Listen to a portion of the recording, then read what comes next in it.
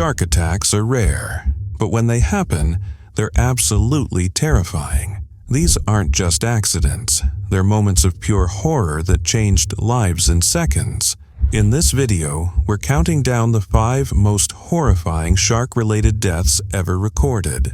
From sudden ambushes in tropical waters to terrifying encounters just meters from shore. Some shark attacks have ended in the most gruesome and unforgettable ways imaginable. A lot of people think that every single species of caiman is nothing more than a smaller alligator that acts as jaguar fodder. Well, I'm about to tell you today that you are very wrong. Now let's cue the intro. It was a quiet Sunday afternoon in Guajará-Mirim, a small town tucked deep in the Brazilian Amazon, the kind of place where children grow up alongside the river, where the forest is as much a playground as it is a mystery. That February day in 2010, 7 kids, barefoot, laughing, carefree, were bathing in a shallow, flooded stretch of water known as the First Igarapé. These narrow channels, fed by the Mamoré and Novo Pacas rivers, are lifelines for locals, twisting through dense forest and serving as both roadways and sanctuaries. But the Amazon has its own rhythm and its own rules. At noon, the water looked peaceful. Birds chirped overhead, and the children splashed without a worry in the world. But beneath the surface, something massive was waiting. Without warning, it struck. One of the children, a bright-eyed 11-year-old girl, vanished beneath the surface with a scream that was swallowed by the jungle. Witnesses could barely process what had happened. A nearby fisherman said he saw the massive black reptile, jaws clamped tight around the girl before it slipped back under, vanishing without a ripple. Panic erupted. Locals, police, and firefighters searched frantically through the flooded channels, calling her name, diving into waters they knew might hold something monstrous. Hours passed. Nothing. Then, just after 8 p.m., someone saw it. Near the second Igarapé of the Triangulo, about 100 meters from where the attack had taken place, bubbles began to rise. The water trembled. The shape of something enormous moved just below the surface. A firearm was raised. One shot rang out. Then the beast emerged. The black caiman broke the surface, still holding the girl's body in its jaws. It took 7 more shots, echoing across the dark jungle, to bring the animal down. It was monstrous, over 13 feet long, weighing nearly 800 pounds. Its jaws, now still, were stained with tragedy. The environmental police hauled the carcass into town, the silence heavier than the weight of the reptile itself. The girl's body was sent to the local morgue. The autopsy revealed haunting details: small puncture wounds across her chest, legs, and buttocks, about 2 to 3 centimeters each, clean and deep. Her right femur was fractured, tooth marks still imprinted on her thighs, but it wasn't the bite that killed her. Her lungs were full of water. She drowned. This wasn't a freak accident, it was a reminder. The black caiman, one of the largest predators in the Amazon, is a shadow in these waters. While crocodile attacks are more commonly reported around the world, attacks from South America's alligator relatives, the caimans, are rare, but no less deadly. This girl was one of many children who play in the Amazon's waters, raised beside it, trusting it.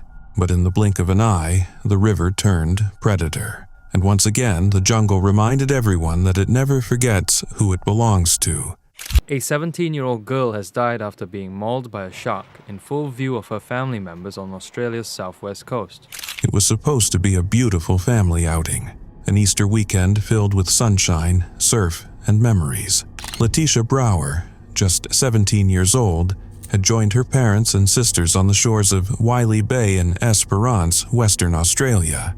A confident surfer with a quiet love for the waves, she paddled out into the turquoise water with her father, unaware that the calm surface hid something monstrous beneath. Her mother and 2 younger sisters stood on the beach, watching. It was the kind of scene that felt almost sacred, father and daughter out on the water, dancing with the sea. Then, in one unimaginable moment, everything changed. A scream rang out over the waves. The peaceful rhythm shattered as Letitia was yanked violently underwater. Her father turned and saw the unmistakable swirl of blood and foam. A shark, likely a great white, had struck. He paddled furiously to her, and when she broke the surface, what he saw was every parent's nightmare. Her leg was gone and she was bleeding heavily. Despite the shock, he didn't hesitate. With the help of another teenage surfer, he dragged her limp body onto his board and raced to the beach, each second feeling like an eternity. On shore, the horror unfolded before the eyes of her mother and sisters, frozen in disbelief. Paramedics rushed to the scene and tried desperately to stabilize her, but the blood loss was too great. She was taken to Esperance Hospital in critical condition, but she didn't make it. Letitia died from her injuries not long after arriving, despite her father's heroic efforts. The police later confirmed her death with a single word: devastating. The father obviously tried everything he could to save his daughter, Acting Senior Sergeant Ben Jeffes said. He's brought her to shore, and then the family contacted emergency services. It's just a tragedy. What made the loss even more gut-wrenching was that the attack occurred just meters from the shore, in an area familiar to the family. Her uncle, Steve Evans, later told the world that the family was shattered. "We can take some comfort that Letitia died doing something that she loved," he said. "But that comfort is small when weighed against the horror of the moment. The pain of witnessing a child, a sister, a daughter taken so violently will never leave them." Wiley Bay, once a place of joy, was closed immediately. Authorities issued strong warnings, urging surfers and swimmers to stay away for at least 2 days. It wasn't the first time tragedy had struck this coastline. Just a few years earlier, another man lost parts of both his arms in a shark attack at the same beach. Letitia's death sent shockwaves through the tight-knit surfing community and across all of Western Australia. She was young, careful, and experienced, but in those waters, nature didn't care. She was the third person killed by sharks in the state in less than a year. Even now, years later, locals remember that day. The silence that fell after the sirens faded, the ocean that no longer felt quite as welcoming, and a girl who left the shore chasing waves and never came back. Tragedy at the Pittsburgh Zoo on Sunday. A 2-year-old boy was killed when he fell into an exhibit of endangered African dogs. His mother had put him up on a railing for a better look, and then the boy lost his balance. It was a Sunday afternoon in early November 2012, the kind of cool fall day when families venture out for small adventures, to laugh, to learn, to share simple moments. The Pittsburgh Zoo and PyPG Aquarium bustled with life, the sounds of chattering children and excited parents echoing between exhibits. Among the visitors that day were Jason and Elizabeth Durkosh, accompanied by their bright-eyed, curious little boy, 2-year-old Maddox. Maddox was full of energy and wonder, the kind of child who loved to see animals up close. As the family reached the African painted dog exhibit, the scene looked deceptively peaceful. A high observation deck overlooking an open enclosure with 11 wild dogs pacing below.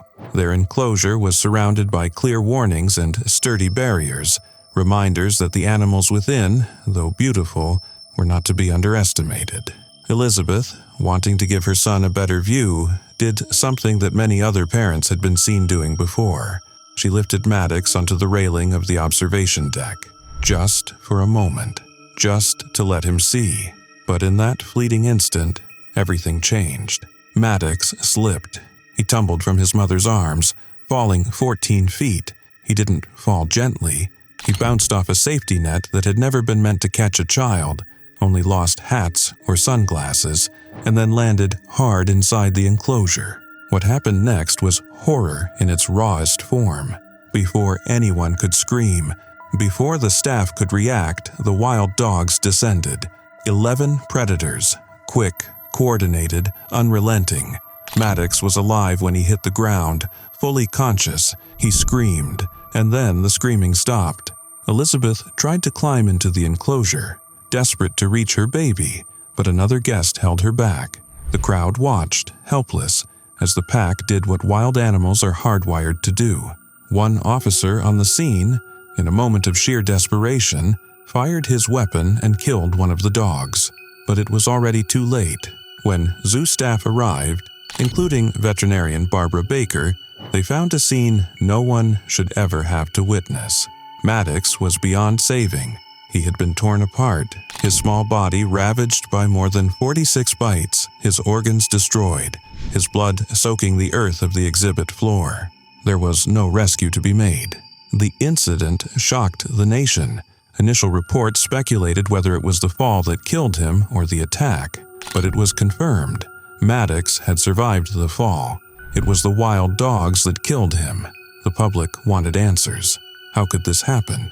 Why wasn't the safety net strong enough? Why didn't the zoo prevent this? Why did a mother lift her child onto a railing despite the warnings? Grief turned to anger. Confusion turned to lawsuits. Elizabeth Durkosh, though never criminally charged, filed her own lawsuit against the zoo, eventually settling out of court. The debate raged on in public forums, but none of it brought Maddox back. What remains is the memory, the unbearable memory, of a child whose life ended in the most violent, unimaginable way, in a place where families go to feel wonder, not fear. And for those who were there that day, for the zoo staff, the first responders, the other visitors, and most of all, for his parents, the sound of that fall, the chaos of those seconds, the silence that followed, it never really leaves.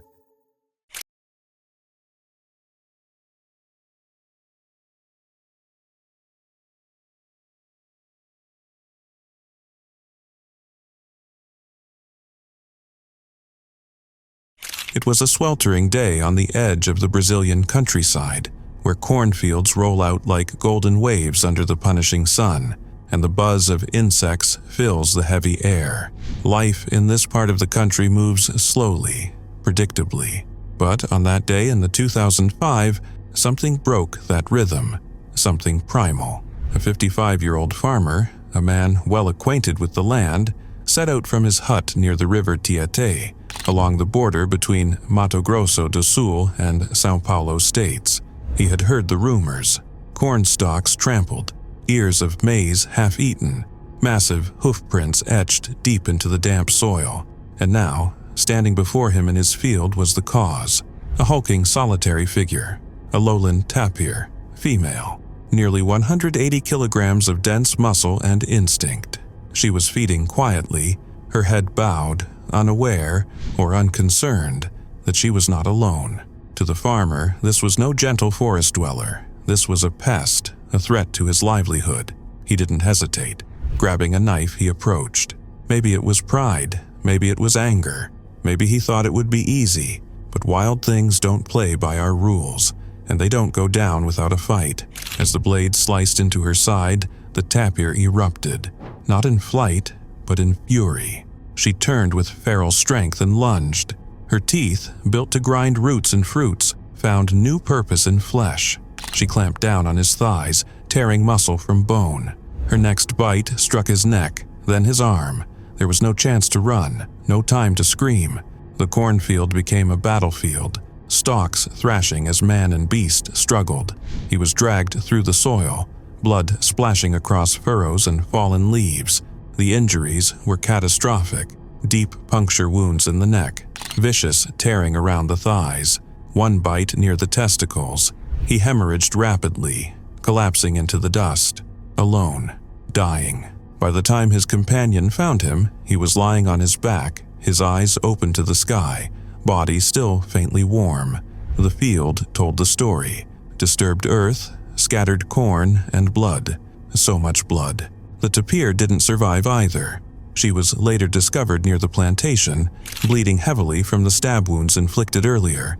Both predator and prey, both victim and aggressor. 2 lives lost in a matter of minutes. Tapirs aren't known for violence. They're quiet, often elusive creatures, usually avoiding human contact. But this case, the first fatal tapir attack ever recorded, shattered that perception. When provoked, even the gentlest animals can unleash a force few could imagine. Their powerful jaws, capable of crushing thick vegetation, become instruments of survival when threatened. And this one, cornered and wounded, had no choice. What makes this story even more haunting is the silence that surrounds these creatures. Little has been written about the risks they pose. No warnings, no safety protocols, just assumptions that because they are shy, they are safe. But nature doesn't play fair, and sometimes it's not the predators with fangs and growls that strike hardest. Sometimes it's the ones we underestimate, the ones we wound without a second thought. This was not just a tragic accident, it was a reminder that in the wild, respect is not optional, that even the most peaceful beings have limits, and that when those limits are crossed, the consequences can be devastating. A 13-year-old surfing champion died in a shark attack off the coast of the Indian Ocean island of Reunion. Reunion Island, once a tropical dream for surfers worldwide, has become a place of heartbreak, a paradise shadowed by something lurking just beneath the surface. In April 2015, that darkness struck again. This time, it wasn't a seasoned professional. It was a child, a boy with dreams as wide as the ocean. His name was Elio Canestri. He was 13 years old. Elio wasn't just another kid playing in the surf. He was one of Reunion's rising stars. Brave, talented, and already a local champion. He lived and breathed the ocean. And like so many children growing up on an island ringed by waves, the sea was part of who he was. But it was also where he would meet a fate too cruel for anyone, let alone someone so young. That morning, Elio left a note for his mother. Just a few words, scrawled with the casual confidence of a teenager who believed he had it all figured out. "Don't worry, Mom, I'm going surfing. If there's no security, I won't surf." He promised he'd be careful, promised he wouldn't take risks. He even said he wouldn't go in unless there were trained spotters scanning the waters for sharks. His parents trusted him. After all, Elio had always been cautious. He listened. He understood danger. He was a competitor, yes, but also intelligent and thoughtful. But passion has a way of clouding judgment, and sometimes fate has other plans. Elio went out with 6 other surfers that Sunday. Despite an official ban on water activities without safety patrols in place, a ban born out of a string of horrific shark attacks in recent years, they paddled out anyway. The water was perfect. The waves were rolling, and no one could have imagined what would happen next. Without warning, the water erupted. A 2.5-meter bull shark surged upward, dragging Elio from his board and into the deep. The others could only watch in horror as their friend, the boy with the big smile and bigger dreams, was pulled under. The attack was fast, brutal, final. There was no time to react, no second chance. By the time help arrived, it was too late. Elio was gone. The island mourned. This wasn't just another tragedy. It was the 7th fatal shark attack in just 4 years. 9 others had survived close calls near the same beaches, St. Leu, La Pointe aux Celles, places that used to symbolize freedom and joy, now marked by blood and fear. His father, Giovanni, spoke through tears. He was always very careful. He listened to his parents. He analyzed danger intelligently. But Titi, his nickname for Elio, was devoured by his passion. Fate decided one day to take him away, and he is gone. The president of the French Surfing Federation, Jean-Luc Arassis, tried to make sense of it all. How could anyone forbid a 13-year-old boy from chasing his passion? When you grow up on an island surrounded by the sea with waves calling your name, how can you turn away? Just before 2 p.m., the head tiger keeper for Florida's Palm Beach Zoo was getting ready for an event at the zoo. 38-year-old Stacy Conweiser was going to answer questions from guests about the 4 rare and endangered Malayan tigers housed there. It was a warm, Florida afternoon in April 2016 when the calm of the Palm Beach Zoo shattered into chaos. Stacy Conweiser, a seasoned zookeeper known lovingly as the Tiger Whisperer, was preparing for another Tiger Talk presentation. For Stacy, this wasn't just a job, it was her calling. She had spent years working with these rare, magnificent Malayan tigers, earning their trust with patience, skill, and a quiet fearlessness few possessed. That day, she entered the night house, the tiger's private sleeping quarters, alone, just as she had countless times before. It was an area off limits to the public, a place of routine and familiarity for Stacy. She was experienced, meticulous, respected, the zoo's lead tiger keeper. No one imagined what would unfold behind those doors. At 1:45 p.m., a staff member's voice broke over the radio. "Staff emergency, tiger enclosure." Stacy had been attacked. It happened fast, in a moment that blurred the line between human and wild, between safety and instinct. A 13-year-old male Malayan tiger, 200 pounds of raw power, turned on the woman who had cared for him for years. The attack was sudden and savage, hidden from guests, but no less terrifying. Rescue personnel could not rush in. They had to wait for the tranquilizers to take effect, wait for the danger to subside. Every second dragged like an eternity. By the time they reached her, it was too late. Stacy had been airlifted to St. Mary's Medical Center in critical condition, but the injuries were far too severe. She died an hour later. The zoo's heartbeat stopped with her. Behind the public face of the zoo, shock and grief rippled through the staff. This was not just a colleague. This was Stacy, passionate, brave, dedicated. She had worked with these endangered tigers for more than 3 years, committed to their care, their conservation, and their survival. She knew the risks. She accepted them. She walked among danger every day, not for fame or glory, but for the love of a species with fewer than 250 left in the wild. Her husband Jeremy, also a zookeeper at Palm Beach Zoo, remained silent in the aftermath, his grief too deep for words. A private tribute he wrote for Stacy was read aloud to staff the following morning. Some cried. Others stared in stunned silence. The zoo, normally filled with joy and laughter, was now steeped in mourning. Outside, the world demanded answers. Investigators from OSHA, the Florida Fish and Wildlife Commission, and local police descended on the scene. How did this happen? Had safety protocols failed? The zoo insisted Stacy followed every rule. She was the best at what she did. But the questions didn't stop. Was the help delayed? Should the tiger have been euthanized? Was this tragedy preventable? No guests had been in danger, the zoo repeated. No animals escaped. But behind those reassurances was a growing pressure, a cry from the public, from animal rights groups, from those who wondered why zookeepers were allowed to be in such close proximity to deadly animals in the first place. The Animal Legal Defense Fund released a blistering statement, condemning the incident as a failure of safety.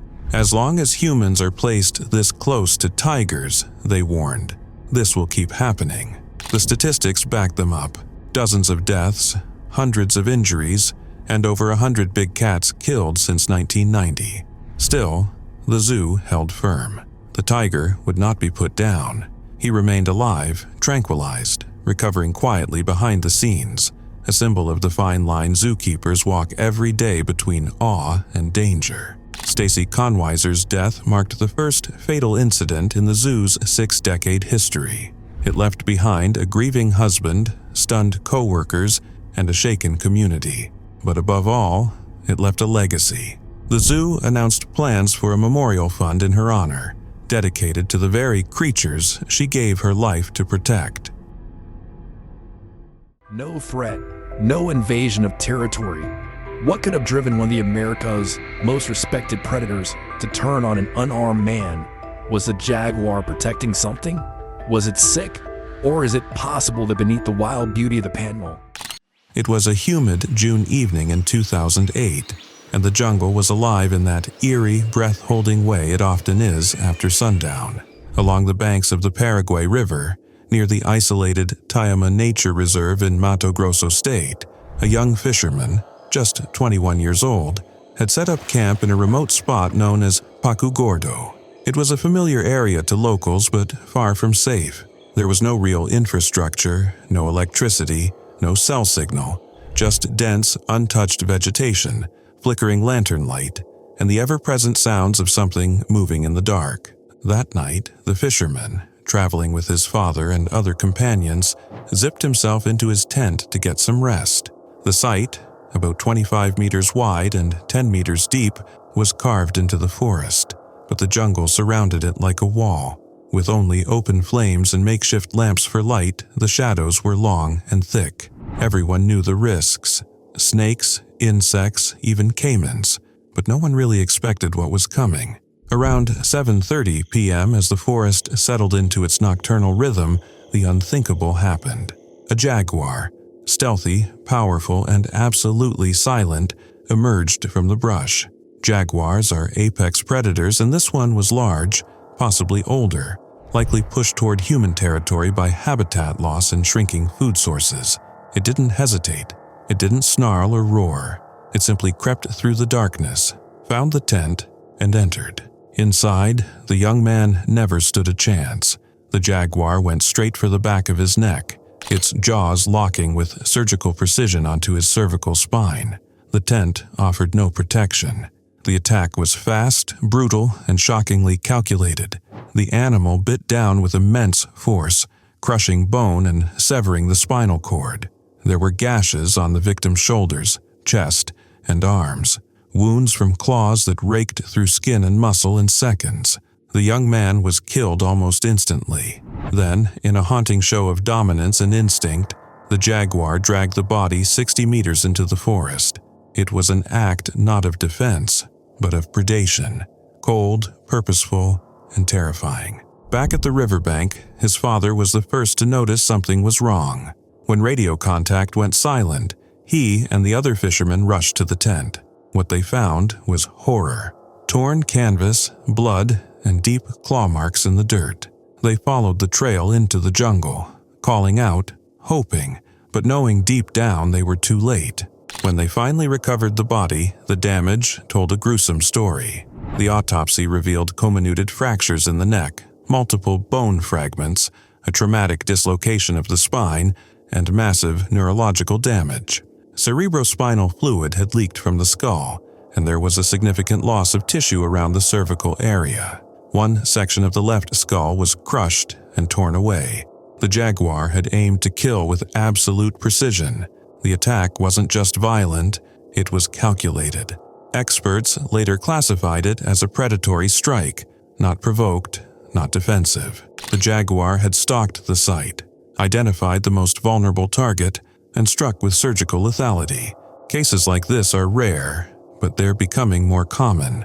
As human expansion continues into Brazil's central wilderness, fueled by agriculture, fishing, and development, the boundary between man and beast is blurring. Jaguars, once kings of undisturbed jungle, now find their territories carved up and their food sources dwindling.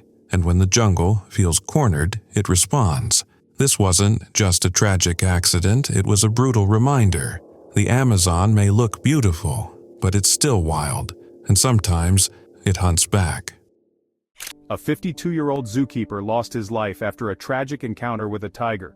The zookeeper, tending to the tiger's feeding routine, reportedly neglected to secure the safety door separating him from the animal's enclosure.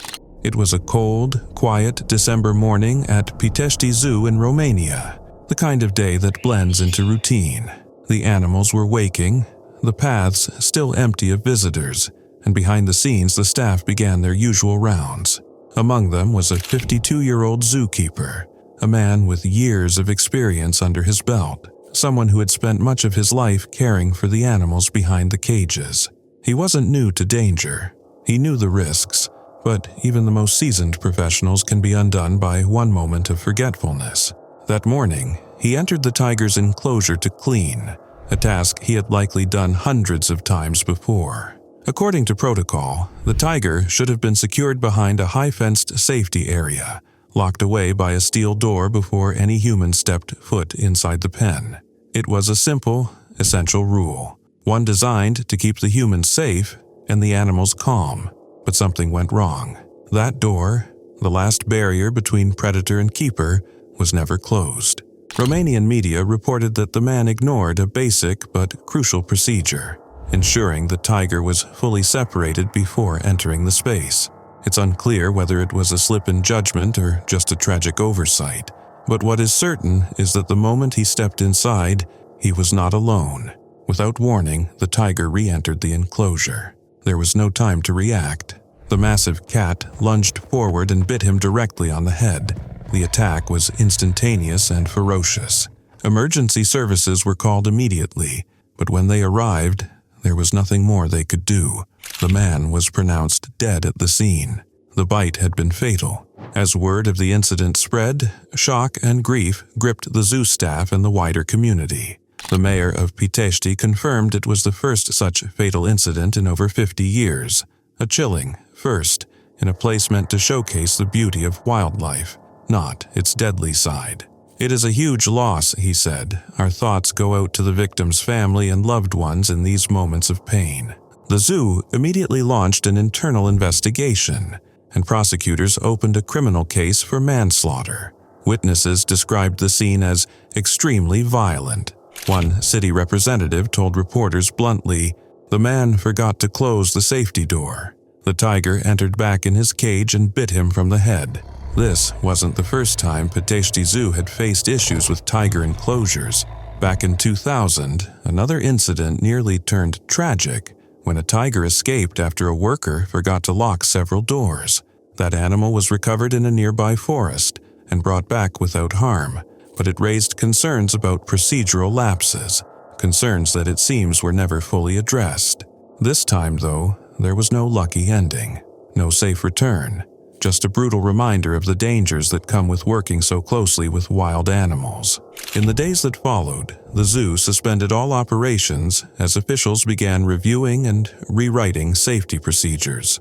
But no set of rules can erase what happened. No revision can fill the silence left by a colleague who didn't make it home. He was more than a worker. He was a caretaker, someone who had built trust with creatures most of us only see from behind glass. And in a tragic twist, that trust, or perhaps the familiarity that comes with years of routine, proved to be his downfall. Sometimes it takes only one forgotten step, one unlocked gate, one unclosed door. And in the world of wild animals, that's all it takes for everything to go fatally wrong. Surfer and actor is dead after an apparent shark attack on Sunday. Tamayo Perry was surfing off of Goat Island in Hawaii. The waves off Oahu's north shore were quiet that Sunday afternoon, deceptively so. The ocean shimmered like glass under the Hawaiian sun, and for a man like Tamayo Perry, it was just another day in paradise. Surfboard under arm, he paddled out near Goat Island, a place he knew better than most. He'd danced with waves here for decades. It was his home, his church, his battlefield, but no one, especially not someone as seasoned and deeply respected as Tamayo, could have imagined what was waiting just beneath the surface. Tamayo wasn't just any surfer. He was a local legend, a lifeguard, a teacher, a man who surfed with soul. He had tackled some of the world's deadliest waves, stood shoulder to shoulder with the best, and even found his way onto the silver screen, appearing in Pirates of the Caribbean, Blue Crush, Lost, and Hawaii 5-0. But his real story wasn't Hollywood. It was here, in these waters where he lived, worked, and inspired everyone who crossed his path. That day, June 23, 2024, the unimaginable happened. Tamayo was suddenly and violently attacked while riding waves he'd likely ridden 1,000 times before. A shark lunged, ripping through the ocean with terrifying force. Witnesses would later describe a gruesome scene. Tamayo had lost an arm and a leg. Lifeguards raced across the water on jet skis, desperate to pull him to safety. They brought him ashore, working against time, but the injuries were too severe. The man who had dedicated his life to saving others could not be saved. He was just 49. News spread quickly. Hawaii was shaken. The surfing world heartbroken. Tamayo wasn't just admired, he was loved. His smile, his spirit, his passion for the sea had left an imprint on everyone he met. Fellow lifeguards, friends, and locals who had grown up watching him master the waves gathered in disbelief. Acting Ocean Safety Chief Kurt Lager called him a lifeguard loved by all. Mayor Rick Blangiardi, visibly moved, called it a tragic loss, mourning the death of a legendary waterman. In the days that followed, the ocean seemed quieter, more solemn, as if it too mourned the passing of one of its own. Tamayo once wrote that he was just a small-time island boy who could bang it out with the world's best. And he did. He didn't just conquer waves, he conquered fear, inspired passion, and lived with a joy that was as big as the Pacific itself. But in a cruel twist of fate, the very sea that gave him life took it away.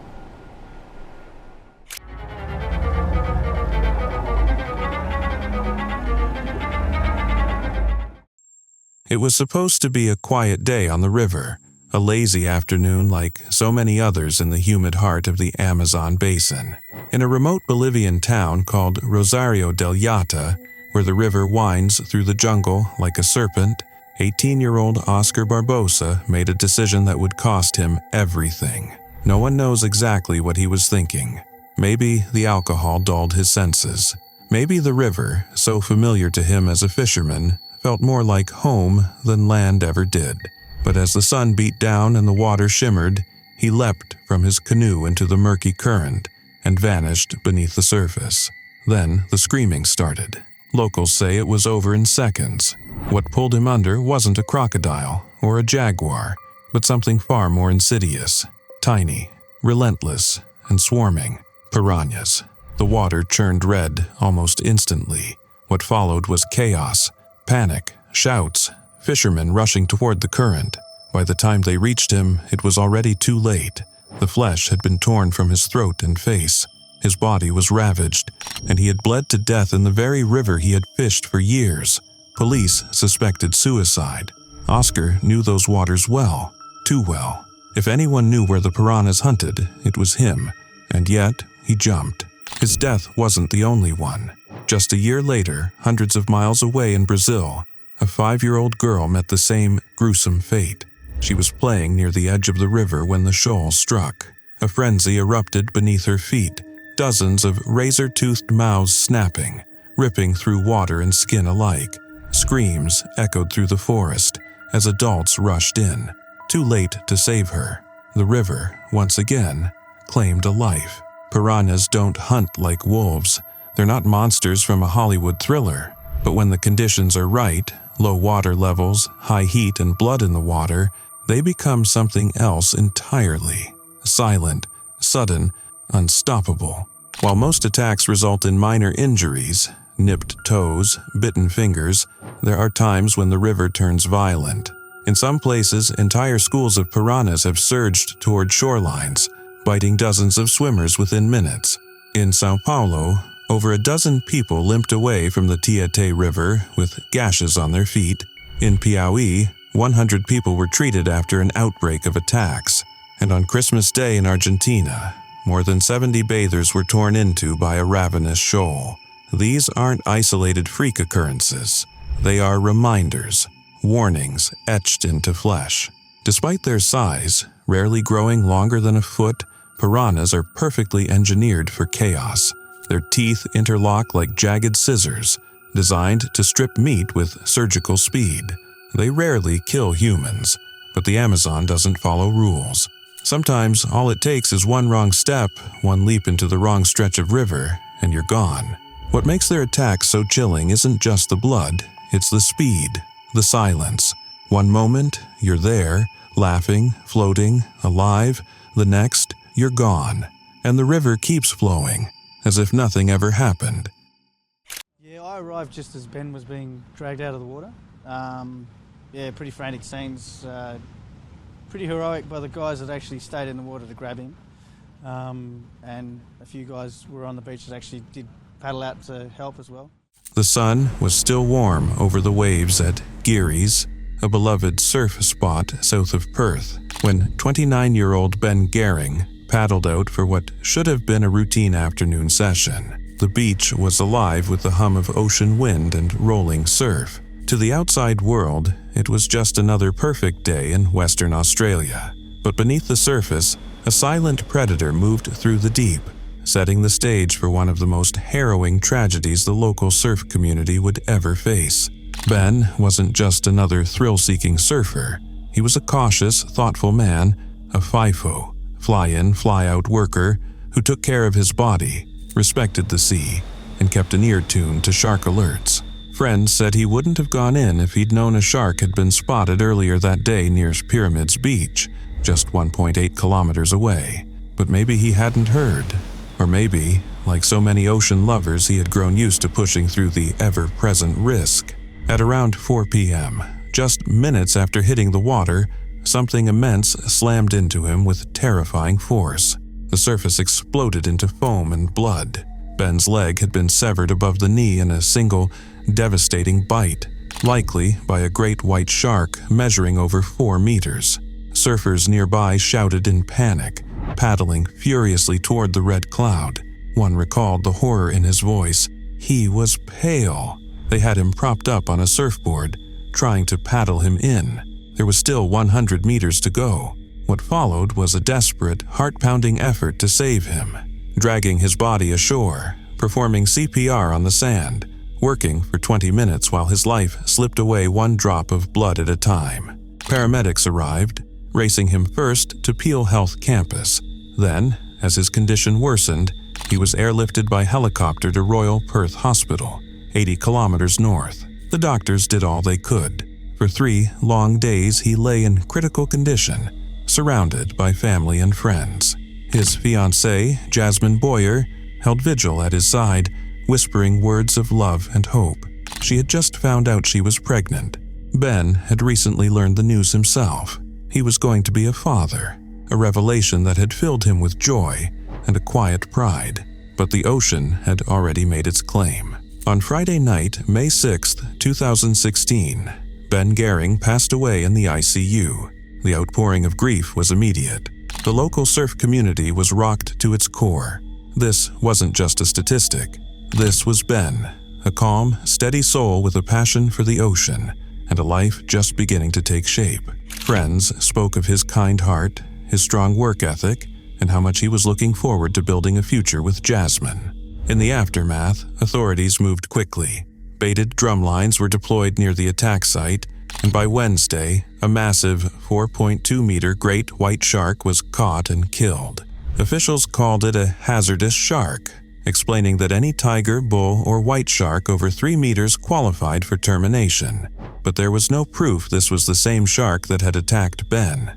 Critics, including WA Green's MP Lynn McLaren, blasted the decision, pointing out that no autopsy was performed, and no effort was made to verify if this was indeed the killer. To go out and kill a shark without identifying whether it was responsible does nothing but satisfy a need for revenge, McLaren said. It's not science, it's reaction. Still, the debate did little to dull the ache of loss. Ben's family released a heartbreaking statement, thanking everyone involved in the rescue effort.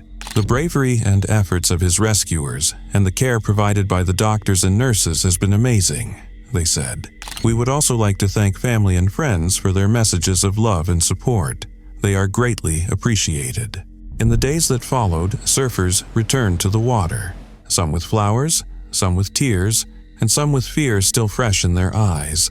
But they paddled out anyway because the ocean doesn't release its hold easily. For many, it's not just a place. It's a part of who they are. And so was Ben.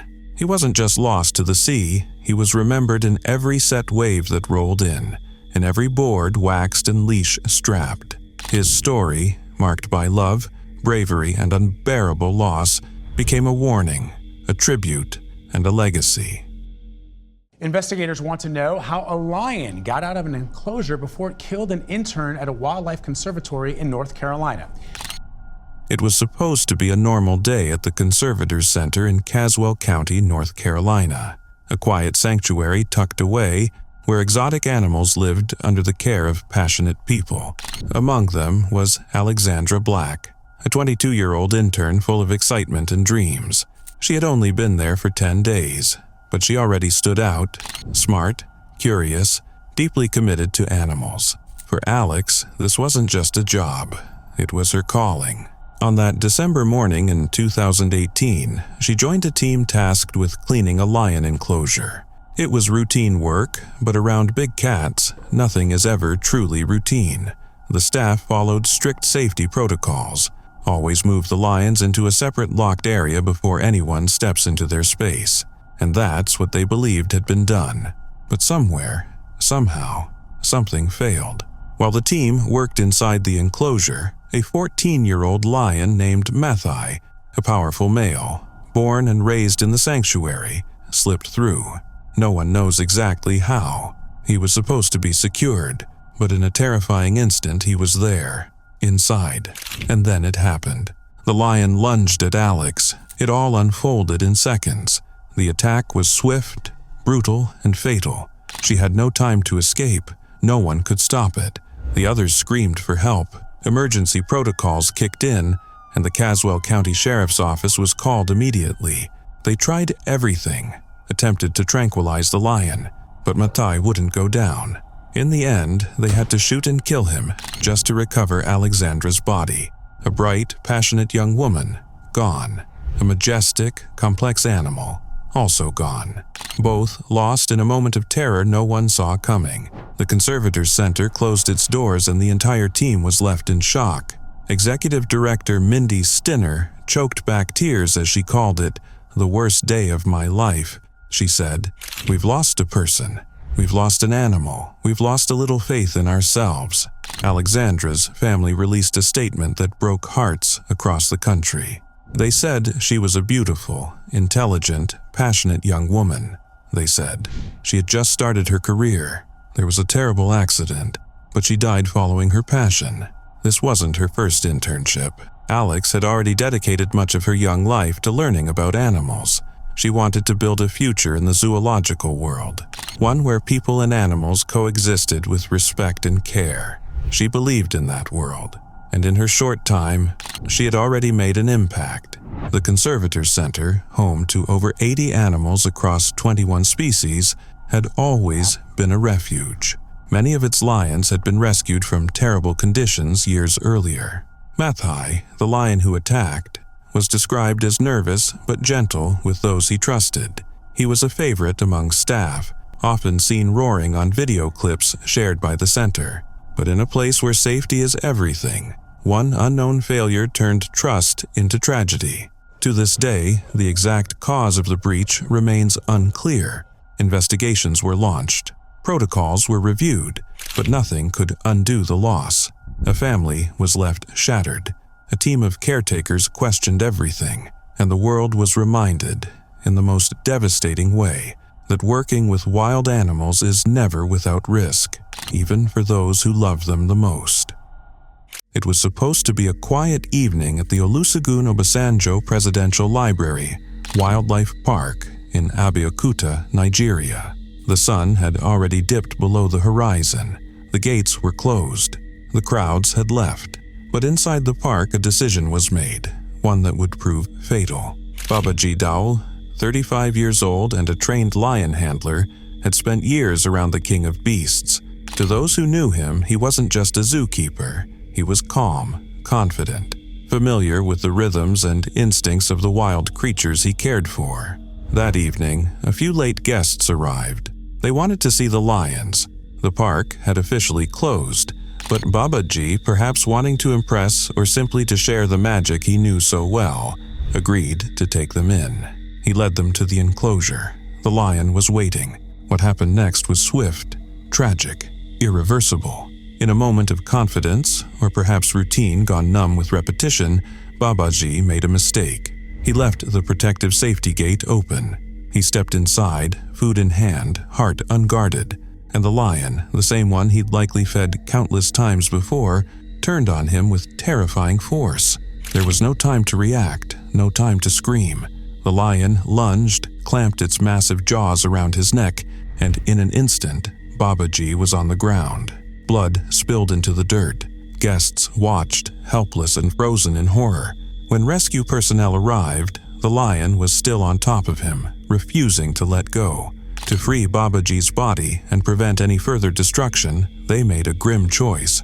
They shot the animal dead. The gunshot rang out across the park, a final punctuation to a scene already too surreal to believe. Babaji died on the spot.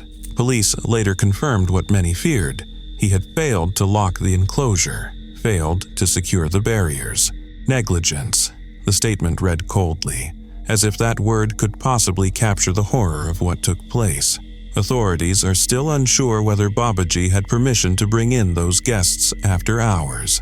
It may never be clear, but what is certain is this: a man who devoted his life to caring for one of nature's most dangerous predators became its victim. His life ended in the same place where he had poured his passion, his purpose, and his pride. The management of the park issued condolences, promising to review safety protocols and protect staff and visitors alike. But for many in Nigeria and beyond, the tragedy raised deeper, darker questions about oversight, about training, and about the ever-precarious line between human and wild animal. This wasn't the first such incident. Less than a year earlier, another zookeeper was killed by a lion at a different facility in southwestern Nigeria. The pattern is haunting, and it has sparked national concern. Are the people who care for these creatures being protected themselves? For now, the cage is silent, the lion is gone, and so is Babaji Dao, a man who believed he understood the wild, until the wild reminded him that it cannot be tamed. Imagine riding the perfect wave, feeling unstoppable, when out of nowhere, terror strikes. Former bodyboarding champion Matthew Schiller faced this nightmare in the waters of Reunion Island. In a shocking shark attack that left the world stunned, this surf legend's final moments remain a haunting mystery. It was supposed to be just another day under the sun on Reunion Island. For Matthew Schiller, a 32-year-old local legend in the surfing world, it was a place he called home. A former French bodyboarding champion crowned in 1993 and European team event winner in 1995, Schiller wasn't just a talented athlete, he was a lifeguard, a certified coach, and the founder of Buchan Surf School, a surf school that had introduced countless young islanders to the joy of riding waves. His passion even extended into surfwear, launching a brand called Local Brothers, which proudly sponsored local surfers. But on September 19, 2011, that same ocean he loved so deeply turned into a scene of pure horror. The warning signs were unmistakable.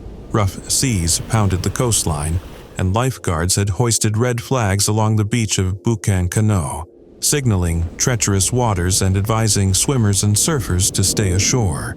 But as is often the case in tight-knit surf communities, experienced surfers like Schiller weren't so easily deterred. The waves were rolling in strong, and over a dozen surfers had paddled out to catch them, unaware that something deadly was already lurking beneath. Around noon, the calm broke. Schiller had just dived beneath a wave when, according to multiple witnesses, the water erupted in a sudden and violent frenzy. A large shark struck first, clamping down hard on his legs. Schiller fought back with everything he had, using his boogie board to strike at the predator. But then came a second shark, this one tearing into his torso. Moments later, a third shark was seen thrashing nearby, its jaws snapping through the blood-churned water.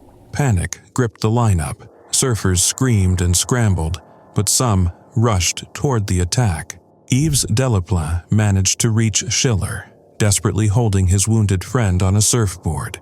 Vincent Rzepecki, a lifeguard, paddled out through the chaos to help. The two tried to pull Schiller to safety, but just as they made progress, a powerful wave smashed down on them, knocking Rzepecki off balance.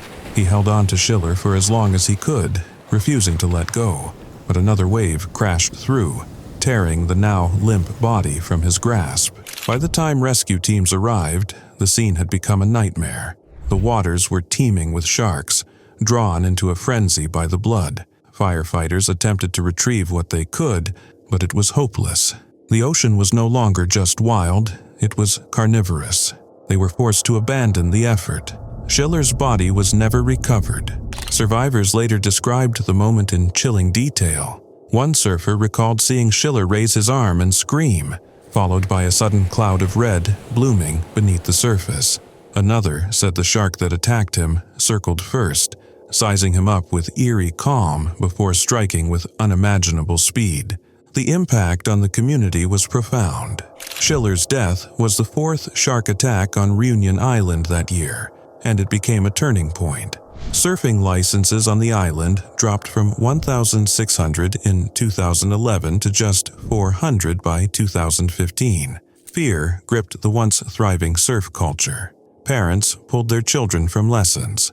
Tourists stopped venturing into the water, and a fierce debate ignited over shark management, marine protection, and the dangers of surfing in a region increasingly known as a global hotspot for shark attacks. To this day, no one truly knows how many sharks were involved in the attack. Some believe they were tiger sharks, others say bull sharks. What's certain is that the ocean that day became a slaughterhouse, and a man who had dedicated his life to its beauty was devoured by its darkest side. Matteo Schiller's legacy lives on not just in the surf school he founded or the brand he built, but in the hearts of every surfer who now hesitates before paddling out on Reunion Island. I'm scouring the mighty Amazon River to uncover the killer that tore into passengers trying to escape from the river's biggest boat disaster. On a humid Saturday night, deep in the Amazon's winding veins, the Sobral Santos II glided steadily into the dark harbor of Óbidos. It was September 19, 1981, a routine journey between Santarém and Manaus. Aboard were nearly 500 passengers, families, workers, traders, most just trying to get from one side of the jungle to the other. The river was calm. The air was thick. No one could have known what was about to happen. In an instant, the calm shattered. The ferry capsized, overloaded with cargo. Crashing into an unlit dock, chaos erupted as hundreds were thrown into the black waters. Screams rose into the night, swallowed by the jungle. The boat sank fast. There were no lifeboats, no time. People fought to stay afloat, clinging to each other, kicking against the pull of the river. And then, something worse. Survivors later spoke of the strange currents, of being dragged downward by invisible hands. Not the river, they said, something else. Of the 500 souls on board, barely 180 made it out alive. The rest were lost, their bodies scattered or never found at all. When wreckage was recovered, searchers were horrified. What they pulled from the water weren't just drowned bodies, they were ravaged ones.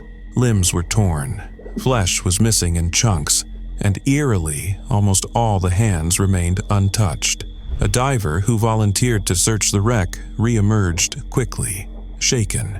"There's definitely something down there," he said, refusing to ever go back in. For decades, the truth remained murky. Local authorities blamed piranhas. It made sense. They had the reputation. Sharp teeth, swarm behavior. But something didn't add up. Piranhas don't drag full-grown people under the water, and they don't typically strike living prey with such sudden force. In 2014, British angler and biologist Jeremy Wade arrived in Óbidos to dig deeper. What he found in the waters of the Amazon chilled even him. He cast doubt on the piranha theory. Instead, he focused on something far more massive. Drawn by blood and commotion from nearby fish processing plants, enormous predators may have swarmed to the site of the wreck. Red-tail catfish and piraiba, both known for their size and strength. These fish aren't your average river dwellers. They're monsters in their own right. Piraiba grow as long as grown men. Red-tail catfish have been known to swallow prey whole, and in the chaos of the sinking, their instincts may have taken over. Wade theorized that it wasn't just teeth that killed those people, it was force. Victims were yanked under before they could scream, drowned in seconds, torn apart in the murk. To this day, Óbidos locals remember that night with a shiver, a ferry vanishing in plain sight, friends and loved ones never surfacing. No final goodbyes, just a haunting silence broken only by the sound of the river. The Amazon is mysterious, beautiful, lethal. What lurks beneath its surface is more than fish. It's a reminder of how little control we truly have when nature decides to turn. The Sobral Santos II was supposed to be a passage home. Instead, it became a floating coffin, swallowed by darkness. And what really happened under those waters may never be fully known. Only the river knows, and it isn't telling.